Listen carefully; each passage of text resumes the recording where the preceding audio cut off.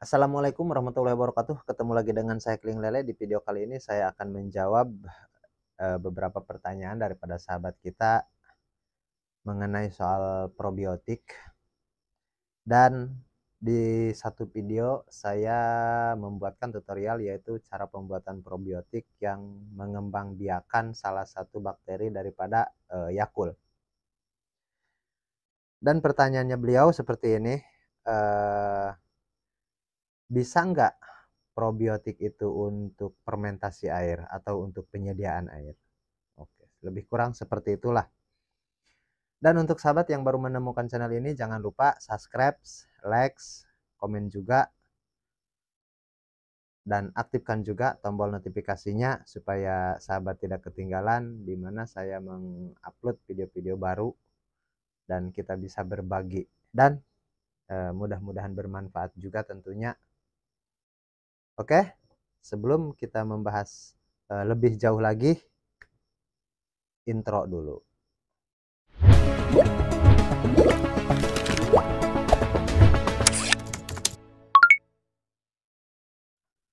Oke sahabat, terkait soal probiotik, jadi sebenarnya begini, semua jenis probiotik, ini semua jenis probiotik itu bisa untuk penyediaan air, bisa. Tapi kalau dibandingkan bagusnya dengan nitrobakter, tentunya untuk penyediaan air bagusan nitrobakter, seperti itu. Karena probiotik kita lebih kepada mengurai sampah organik atau kotoran-kotoran ikan tadi.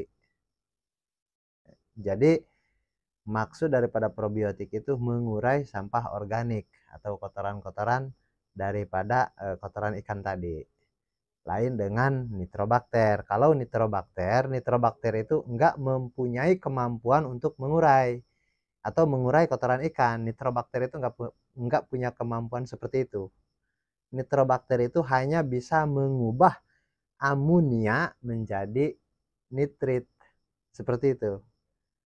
Makanya disebutnya nitrobakter.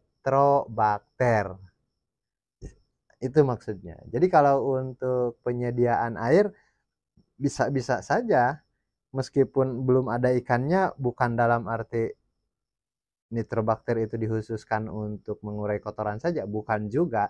Selain daripada kotoran pun memang masih banyak sampah-sampah organik yang bisa diurai oleh bakteri itu sendiri. Seperti itu. Jadi jawabannya untuk sahabat kita, apakah probiotik itu bisa untuk penyediaan air? Bisa. Dan biasanya menggunakannya seperti ini. Per meter kubik yaitu kurang lebih 10 mili untuk yang baru pertama kali pemberian. Pertama kali pemberian probiotik 10 mili per meter kubik. Dan seterusnya cuman 5 mili per meter kubik. Kalau dianggap perlu seperti itu.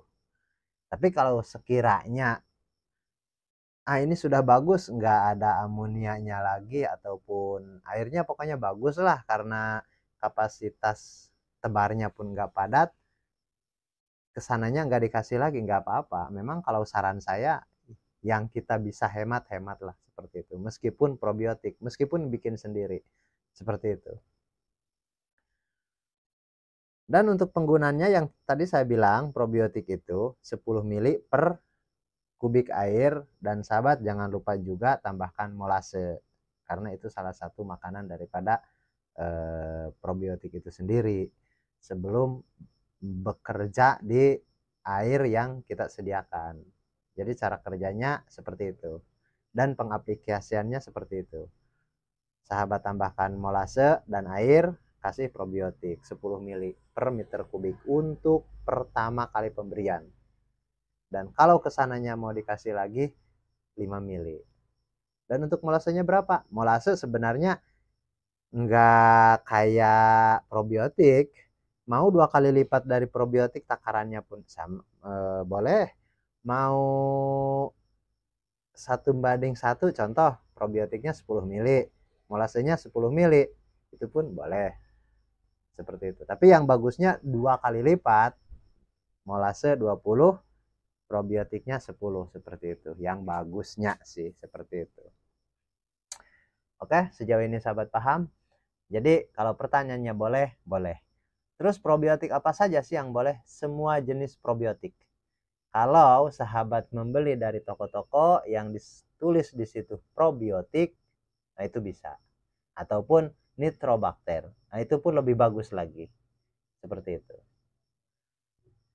Jadi untuk pertanyaan soal probiotik bisa atau enggak, bisa, sangat-sangat bisa, bahkan lebih bagus. Meskipun saya sendiri enggak. Karena apa? Saya itu menggunakan probiotik 1 kali awal pertama saja. Pertama kita mau tebar nih, bukan mau tebar saja, pertama sekali lah, pertama mau budidaya kita kasih probiotik, dan setelah panen nggak kasih lagi, dan airnya pun dipindah-pindah saja seperti itu. Jadi boleh. Oke, sejauh ini sahabat paham. Dan kita pertanyaan yang kedua, yaitu soal lele kembung. Jadi ada di satu video saya menceritakan soal lele kembung dikasih tolak angin, dan saya ketawa, dan mereka pun banyak yang komen. Terus kalau nggak begitu caranya gimana dong? Kok nggak ngasih solusi? Oke, jadi begini. Dan di situ pun ada beberapa pertanyaan soal penyebab juga. Emang lele kembung itu penyebabnya apa sih? Oke, jadi kita bahas penyebabnya dulu. Penyebab daripada lele kembung itu kebanyakan, hampir 80% itu daripada cuaca. Terus emang cuaca seperti apa? Transisi antara musim hujan ke musim panas, atau sebaliknya musim panas ke musim hujan. Seperti itu sebenarnya. Itu dikarenakan perubahan suhu secara drastis, perubahan pH secara drastis. Itu penyebabnya. Dan sebenarnya begini sahabat, kalau kita presentasikan, lele yang kembung itu, yang saya lihat, yang saya dapati dari keseluruhan, dalam satu bak isi 3.000 ekor, nggak nyampe itu 10 ekor yang kembung itu. Cuma ada 1-2 seperti itu, berguling-guling itu di atas, di permukaan. Dan saya pikir, ah udahlah, jangan mempermasalahkan yang kembung 1-2 ekor itu. Karena itu nggak merebak juga. Itu bahkan kalau saya sendiri nih, saya mengatakan itu bukan penyakit. Itu faktor alam. Faktor alam. Itu maksudnya. Jadi kalau saya sebenarnya nggak menghiraukan itu. Kalau lele kembung. Kecuali kalau benih nih, muter-muter mati. Muter-muter mati. Nah, itu penyakit, itu serius. Ataupun luka-luka, siripnya merah, radang, nah, itu penyakit. Nah, itu serius, itu harus ditangani. Kalau kembung saja terguling-guling di atas air itu sebenarnya suhu saja. Jadi meskipun contoh begini, oh bapak kasih obat buah mengkudu, kasih obat buah mengkudu, 2-3 hari sembuh, dan nanti sahabat ini berpikiran sembuhnya itu karena buah mengkudu. Padahal sebenarnya meskipun nggak dikasih itu, selama 3 hari itu kadang-kadang sembuh. Karena suhunya udah stabil lagi. Seperti itu. Seperti itu. Jadi nggak, apa namanya, itu bukan penyakit lah. Itu lebih kepada kalau manusia memang bahaya kalau masuk angin. Itu nyatanya bukan masuk angin. Karena ikan itu kan ada di air. Jadi nggak tergolong, nggak ada, apa namanya, kategori masuk angin untuk ikan. Saya belum dengar itu. Itu maksudnya. Karena nggak ada kata masuk angin, makanya antangin itu nggak perlu.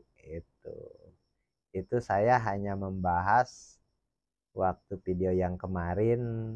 Sebenarnya ada yang mau dibahaskan soal antangin itu, karena beliau ini melihat mungkin dari video-video sahabat kita yang lain yang membahas soal itu. Makanya dia tanyakan kepada saya dan saya bilang jangankan antangin, probiotik pun yang dianggap penting itu saya menggunakan secara enggak serta-merta, dan obat-obatan pun sama juga.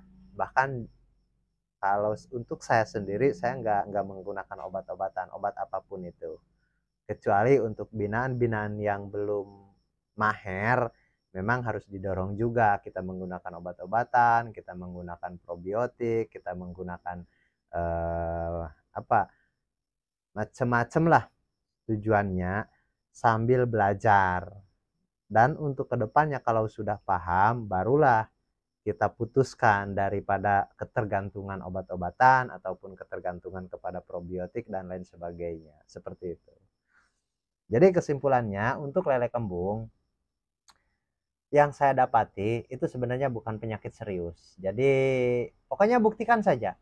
Misalkan sahabat mempunyai lele nih, lele masih kecil kan biasanya, ataupun sudah besar pun gak apa-apa, kembung. Tapi dalam per 1000 ekor, lebih dari 20, kasih videonya ke saya, nanti kita bahas. Saya mau buktikan, karena saya belum pernah menjumpai. Jangankan 20 ekor, 10 ekor saja saya belum pernah. Dalam satu bak, saya rata-rata isi 5.000 ekor. 3 kali 4, ukuran 3 kali 4, rata-rata 5.000 ekor. Itu paling ada 2-3 kembung. Dan itu dengan sendirinya dia mungkin mati ataupun sembuh ataupun kemana, 2-3 hari dia hilang. Tapi yang saya bilang, saya nggak pernah menghiraukan itu. Seperti itu. Tapi kalau sahabat mau toleran ataupun, oh ini bahaya ini kalau dibiarkan, ini harus diobati. Kalaupun itu alasannya karena cuaca, karena apapun, oke lah kita harus obati. Oke, nggak masalah. Obati, kasih garam saja. Seperti itu. Kasih garam saja supaya pH-nya stabil. Itu saja. Jadi kalau untuk lele kembung itu bagi saya itu nggak serius lah, nggak serius untuk menangani gimana ini lele kembung, saya nggak pernah menghiraukan itu. Tapi karena ini namanya pertanyaan, saya harus jawab, maka saya jawab. Kalaupun sahabat mau menangani soal itu sederhana, itu kasih garam saja airnya, seperti itu. Karena itu ada hubungannya dengan pH, seperti itu. Oke, sejauh ini sahabat paham? Mudah-mudahan bisa dipahami. Dan apabila ada hal-hal yang mau ditanyakan, sahabat bisa menghubungi nomor WA saya. Jawaban kali ini kita ketemu lagi di pembahasan berikutnya. Assalamualaikum warahmatullahi wabarakatuh.